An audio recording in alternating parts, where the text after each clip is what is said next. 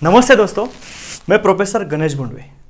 दोस्तों, आज के इस वीडियो में हम ग्रीन कंप्यूटिंग क्या है, क्यों करना चाहिए और कैसे उसको इम्प्लीमेंट करना है, ये सीखने वाले हैं। ये वीडियो आप आखिर तक देखें क्योंकि आखिर में देश के लिए एक सामाजिक मैसेज दिया है।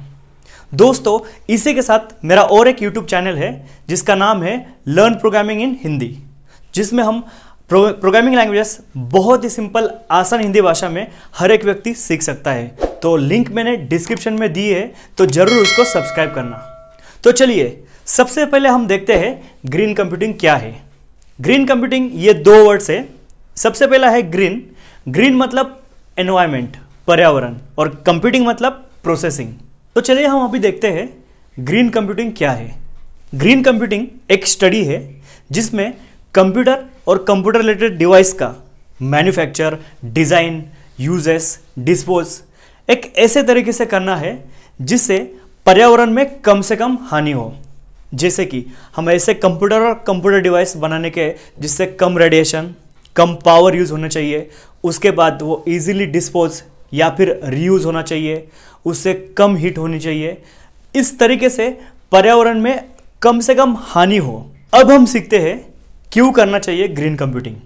Cost and energy saving, eco friendly environment, to prevent global warming, e waste management, power supply consumption, ये सभी के लिए हमें ग्रीन कंप्यूटिंग करना चाहिए। अब हम सीखते हैं कि ग्रीन कंप्यूटिंग कैसे इंप्लीमेंट करना है। तो सबसे पहले है वो है आपका ई वेस्ट रिसाइकलिंग। देखिए, इसमें हम क्या करते हैं कि आपके जो भी पुराने कंप्यूटर या फिर कंप्यूटर रिलेटेड डिवाइसेस है वो फेंक के देने से भला हमें कई non profit organisation, municipal, charity या फिर कई प्राइवेट ऑर्गेनाइजेशन को डोनेट करने हैं। इससे होगा क्या, वो रीयूज होंगे, रिसाइकल करना है। या फिर अगर हम एक एग्जांपल की बात करते हैं प्रिंटर, तो प्रिंटर का जो कार्ट्रिज है तो उसको हम नया लेने से भला उसको रिफिल करना है। तो इससे हम बाकी जो भी ई वेस्ट है यानी कि इलेक्ट्रॉनिक वेस्ट है उसको हम रिसाइकल कर सकते हैं। अब दूसरा जो है वो है क्लाउड कंप्यूटिंग। अब हम इसके लिए प्राइवेट या पब्लिक क्लाउड यूज़ कर सकते हैं डिपेंडिंग ऑन आवर रिक्वायरमेंट। तो वैसे हम यूज़ कर सकते हैं। इसके बाद हमारा जो है वो है रिमोट वर्किंग। अब इसमें क्या करते हैं हम कि हम घर बैठे काम करते हैं, वर्क फ्रॉम होम। अब जिससे हम ईमेल यूज़ करेंगे, फ़ोन यूज़ करेंगे, इंटरनेट करेंगे, और इससे हम जो भी वर्क है हम घर बैठे करेंगे। इसका फ़ायदा ये होगा कि कम से कम व्हीकल्स रास्ते पे आएंगे एंड ऑब्वियसली जो कार्बन का एमिशन है वो कम होगा और बहुत सारे प्रकार के हम प्रदूषण कम कर सकते हैं। इसके बाद हमारा है use of energy star level products.